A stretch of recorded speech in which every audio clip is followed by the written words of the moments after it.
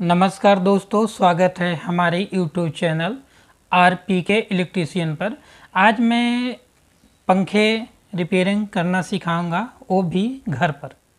यानी कोई भी हमारा पंखा यदि चलते चलते डेड कंडीशन में यानी चलते चलते बंद हो जाता है तो उसको हम कैसे चेक करके घर पर ही रिपेयर कर सकते हैं।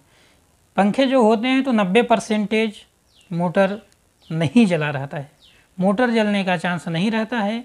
केवल 2-3 कारणों की वजह से वो चलना बंद हो जाते हैं। तो मैं वही बताऊंगा कि आप किन किन कारणों को चेक करके आप पंखे को घर पर ही रिपेयर कर सकते हैं। तो चलिए वीडियो को स्टार्ट करते हैं और आपको चेकिंग करना बताते हैं, घर पर कैसे चेक करें पंखे को और पैसे बचाएं। ये है वो पंखा जो चल नहीं रहा है, बिल्कुल डेड कंडीशन में है। तो इसको हम अभी बोर्ड में इसकी लीड को लगाएंगे और देखेंगे चल रहा है कि नहीं चल रहा है। ये देखिए, हमने बोर्ड में लीड को लगा लिया है और स्विच को ऑन करते हैं। यहाँ से ऑन करने के बाद हम यहाँ का बटन भी ऑन करते हैं, लेकिन इसमें किसी भी प्रकार का मूवमेंट नहीं हो रहा है, यानी पंखा फुल डेड कंडीशन में है, चल नहीं रहा है।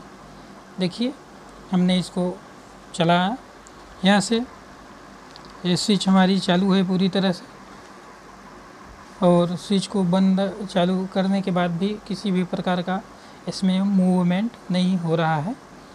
तो इसको हम अभी घर पर ही कैसे रिपेयर कर सकते हैं बताने वाला हूँ। तो चलिए फटाफट से इसकी जो जाली की ये नट है, स्क्रू है, उसको पहले हम पेचकस की सहायता से खोल लेंगे। खोलने के लिए एक स्क्रू ड्राइवर लेंगे, पेचकस, और इसको थोड़ा सा ढीला करेंगे। ढीला करते ही ये हमारी जाली से निकल जाएगा। ये देखिए निकल गया है। इसके बाद हम ये पंखी में चकनट है, देखिए, इसको हम घड़ी की दिशा में घुमाएंगे तो यह खुल जाएगा। पंखी को एक हाथ से पकड़ेंगे और दूसरी हाथ से हम इस चकनट को घुमाएंगे तो घड़ी की दिशा में, देखिए, इस दिशा में घुमाने पर हमारा खुल जाएगा। और इसका खुलने के बाद हम पंखी को आसानी से इससे निकाल लेते हैं।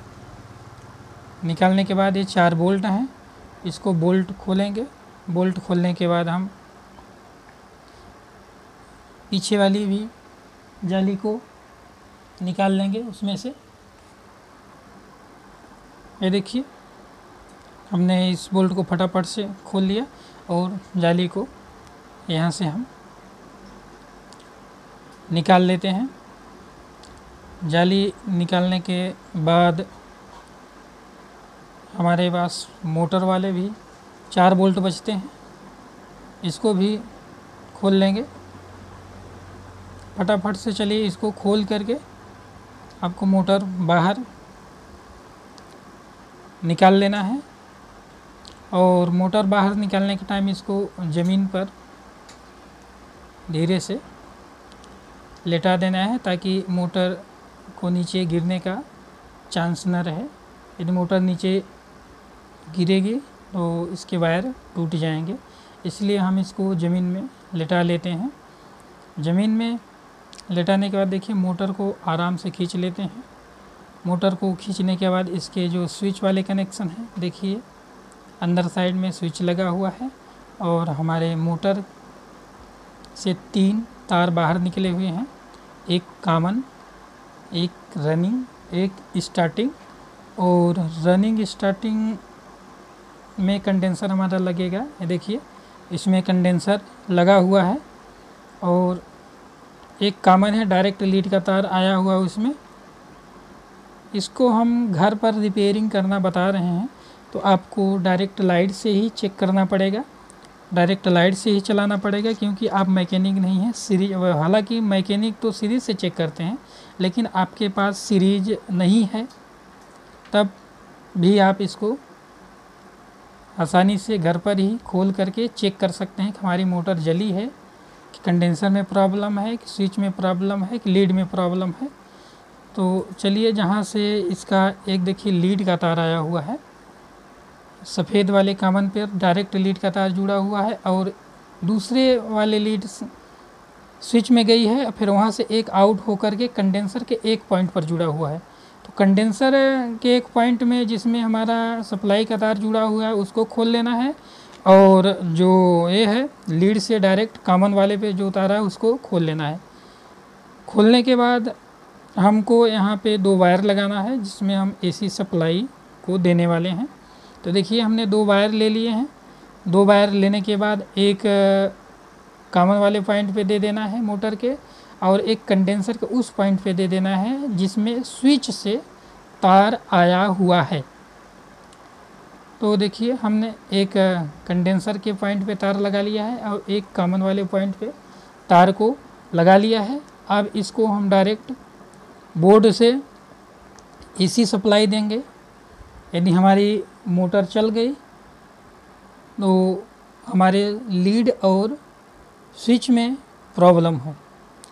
यदि मोटर धीरे धीरे चलती है फिर हमारा कंडेंसर वीक हो सकता है। यदि मोटर नहीं चलती है फिर आपके कनेक्शन की प्रॉब्लम होगी, या तो मोटर जल गया होगा या फिर कहीं ना कहीं से 3 तारों में से कोई तार अंदर से कट गया होगा।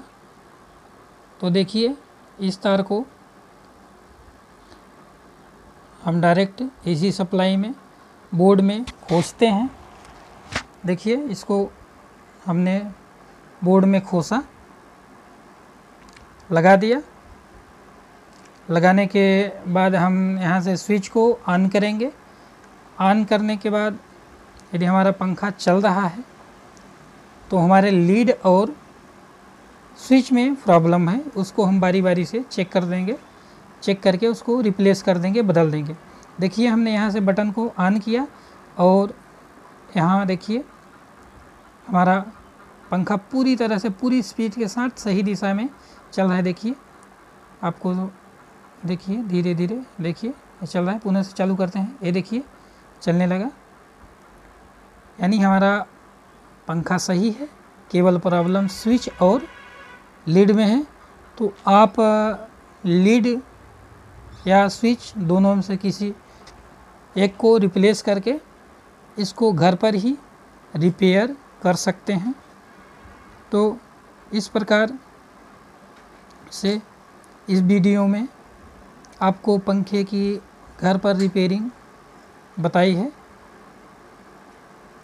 तो वीडियो अच्छा लगे तो अपने दोस्तों में शेयर ज़रूर करें, लाइक कमेंट हमारे सपोर्ट के लिए ज़रूर।